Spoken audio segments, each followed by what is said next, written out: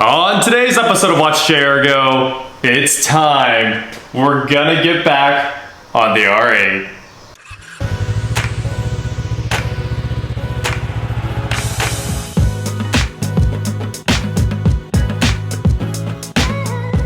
What is going on, guys? I'm Watch JR Go, and today I'm here with Gabe. We're back with the R8 and we're going to try to make some progress. I don't know how far we're gonna get. I don't think we're actually gonna pull the engine today, but kind of our game plan is to disconnect the CVs, get the shields off the CVs, pull this coolant tank here, maybe get the ECUs loose and that vacuum pump loose and the wiring harness, the main wiring harness between the cabin and the engine, and that's it. That's all of the things that are left to get the engine out. It's really not a lot. There's only 4 bolts left after a couple of those little things. We've got a bolt here, and then 2 bolts right on the bottom of the engine. That's all the engine and trans mounts. It's really simple, but there's just a lot of ancillary stuff that we've been working on for so long. You guys remember the early videos where we worked really hard to get to this point. We're here, and now I'm ready to stick that new engine in. But first, I have to say a huge thank you to SimpliSafe for sponsoring today's video. We just went to Monterey, California for Car Week. We've got an entire SimpliSafe system on the house right now. I used it to protect the house and kind of watch what was going on while we were away. There's a camera in the garage right there, and we've got sensors all over the house. I'll show you some of those. We've got this water sensor in the basement that lets me monitor if the sump pump's working. I know you guys love those sump pump videos. It's been a while since we did that one, but hey, it hasn't gone off yet, so I assume everything's working. We've got wireless sensors on the doors. Here's a couple shots of the base station. The base station changes the colors that it's glowing to kind of give you an indication of its status. It's got red if it's an alarm. It switches between white and blue to show you when it's armed and disarmed. And it's monitored 24/7 by SimpliSafe, and they'll call the police if anything happens to your house. We've got the SimpliSafe temperature sensor right here in the garage, the camera so I can see the R8, door sensors so I know if someone's trying to mess with the R8. It's honestly really cool. I can see everything going on in the garage anytime. It's incredibly effective, reliable home security, and it will make sure your home is safe.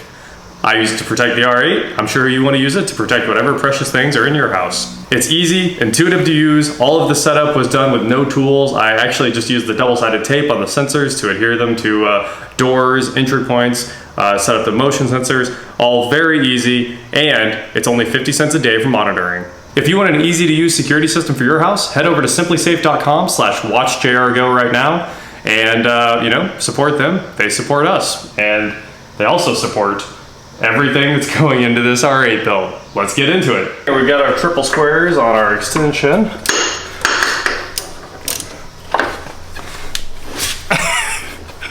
We're gonna have to put that in gear.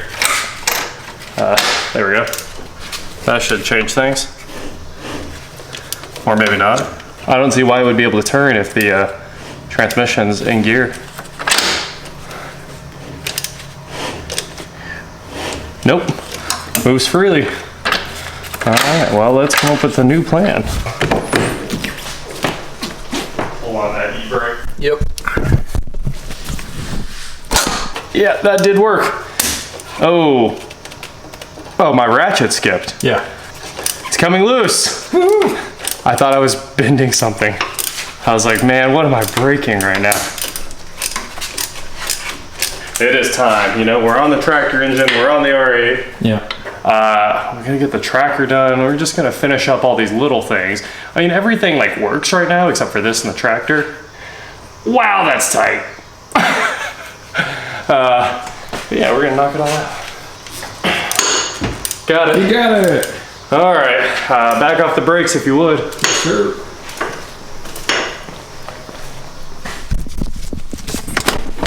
Dad noises. Oh, you're really toy. Yeah. A toy, like a toy guy. Well, I'm actually kind of surprised I'm even getting these loose. This one's covered in oil, so it should be easy. I don't know how one bolt has oil on it. Time for us to go to Home Depot and buy the Milwaukee. Oh, that's what time it is. Oh, no, absolutely. They close at 9 or 10? I think they close at 9. You dropped something there, Keith. Drop something! I guess that happens to the best of us. I should have bought the real ones. I keep saying it, but then I go buy other things on Amazon that aren't this tool. There we go! The first one is out. Last bolt. Okay, the bottom bolt's hanging on me a little bit there, but I think it's out. There it goes. That's it. One side is done. The CV is free. Completely free. It's not splined or anything, just the bolts hold the drive system together. That is awesome. Yes. Makes it very easy to pull apart. As you guys can see, they're bagged and labeled by side. Being very careful with all of these. I took pictures of how each CV was set up. Now all that's left is one more bolt over there. If I can get this sealed up.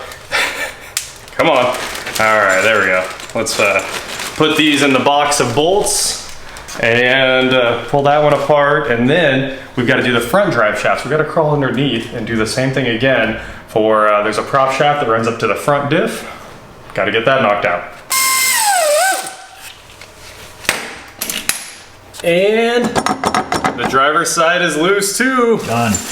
Well, this isn't too bad. There's only, what, 1, 2, 3, 4, 5, 6 bolts on the prop shaft, but they're all torqued and torque marked from the factory. None of this has ever been apart, of course, as it shouldn't have been. I need to go one size down on the triple square.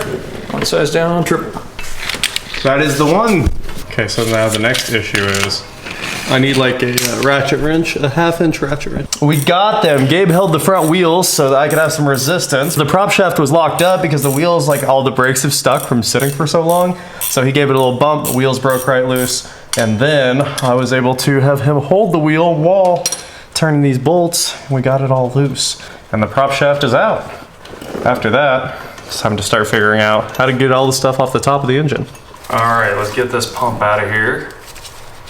Couple different lines attached to it, and then power. So now all that's left is those two lines, and whatever. Is there like some tins holding that on?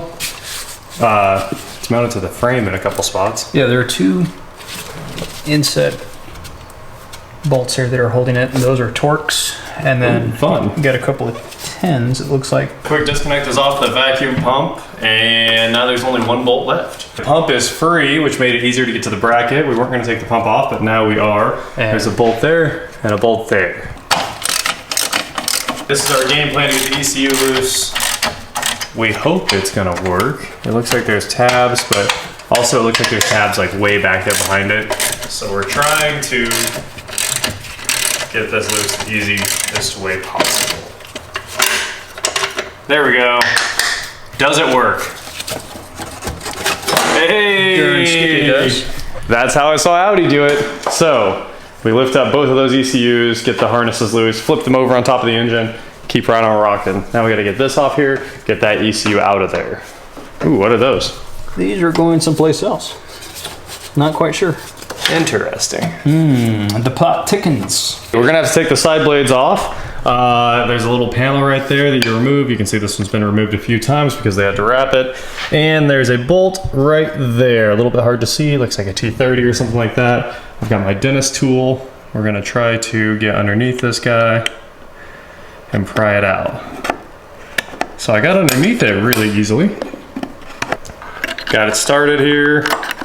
I'm just kind of working my way around it and pulling.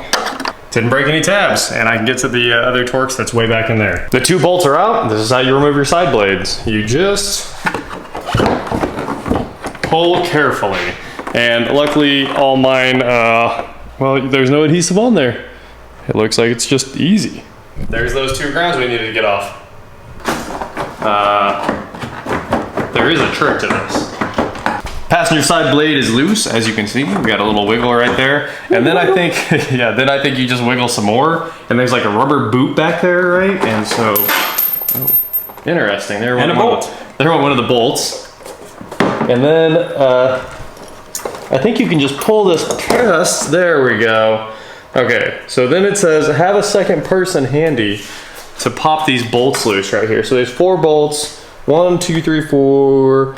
And it's a little bit annoying to do this. So I'm just gonna hold the blade like this, and then Gabe's gonna hop in here and pop these 4 bolts loose. We probably should have grabbed a you know what I'm saying, ratchet and a 10, because I think you need a 10 deep on the bottom. But we're getting it done. We're getting it done. Getting it done. We'll get there. No questions. Glad that boot popped off the way it did. Yes. was nearly as bad as You know, putting this back on might be really annoying, but we'll figure it out. Side blade is off. We ran it up to the room of R8 parts, and now I'm putting the nuts back on so we don't lose them for these little brackets that hold the entire fuel door assembly to the blade. I really thought it was going to be a lot harder. Oh yeah, it was really easy to get the blades because you can change the blades really fast. A lot of people have like different painted ones, different wrapped ones, and of course the factory carbon ones, which are the most important, the Sigma carbons. Yeah. But yeah, so we are bladeless. But yeah, there's just, I need to undo the pin there. There was a wiring harness and then 4 bolts. We can close the doors, get back to work. We've got access to the ground right there, right there. ECU will come directly out. Everything's easy now. Success. Second ECU coming out, finally. We are making progress. This one's ready to go. It just has this little clip holding all the wiring on. There's the grounds, there's the ECU. As you guys can see, it is all free. I am making labels as fast as I can. Driver ECU, passenger ECU. I should probably label the ECUs while I'm in here. We all know that you don't want to mix those two banks up. All right, we just got the side bracket off. We had to pull some Torx screws, and there's one more. Awesome, hose holding it on. Done. Sweet, so we might have to label that one. Oh, still have some coolant in there. I'm gonna dump out the coolant down here. And our coolant. Okay, that was all of it. I dumped out the last 5 drops. Okay, coolant tank, coolant reservoir tank is all good to go off the car. Put that over here where I've been stashing these other parts. So there's 2 bolts holding that bracket on, and you cannot get the engine out without pulling that bracket because obviously the engine goes straight up in this car. So we're Way up there. way up there. all the way up. I might have been a little too excited about that way up. And that is it for today. We decided to call it. We've accomplished everything I said we were going to do at the beginning of this video. CVs are off, prop shafts off, ECUs are off and flipped over. All the bracketry in the way on the driver's side's out of the way, bracketry is out of the way over here. Now what we have to deal with is wiring harness into the cabin. It's that big boy right there with the boot. And this bit right there. So yeah, I think I found out we have to pull the seat, maybe both seats, and all of the carpeting out of the back, just so we can access all the plugs for the BCU or the body control unit and all that good stuff. Hey, we can put more Be Quiet in there. We'll just not, because I don't want to do anything extra on this car. I just want this thing to drive at this point. So we're just gonna put it back exactly like it came. Unfortunately, I think there's a lot of work on the interior that I wasn't exactly expecting until now. So the engine is clear, completely clear. You can see all the way down this side, and you can see down this side. I think it has to come up, shift over a little bit, and come out. There's really nothing holding it in now except for the motor mounts, and we have to disconnect the AC. I think we have to back it down and recover the refrigerant. So that also, wasn't expecting that. There is like no way to get the AC compressor out without blowing the thing down. It has to come out with the engine. Sad. Yeah. But we made excellent progress today, I think. We did. We got it all done. Everything that we said we were gonna get done. And yeah, thank you guys so much for watching. Thank you again to SimpliSafe for sponsoring this video. Once again, hit them up, simplisafe.com/watchjrgo. I'll put the URL on the screen. I'll put it on, wherever, and you can find it in the description below. And that is it for today. Thank you, Gabe, for helping. And please, like, share, subscribe, do whatever you want to do, and I will talk to you next time. The last bracket off. I got the last bracket. That's right. Thanks, man. I better. Didn't stand a chance. I'm going to screw these bolts all the way back in and then finish labeling the ECUs so that these don't get hung up on anything. Okay. Bracket's been rejoined to the coolant tank. Awesome. I really like this dual gas tank. Yeah, it was a dual gas tanks, one on each side. Oh yeah, these supercars are crazy. It's literally exactly the same as the Huracan and Gallardo. So that's cool though. Yeah, let's label these ECUs and get to bed. It's nobody knows that we're working at night, but it's midnight.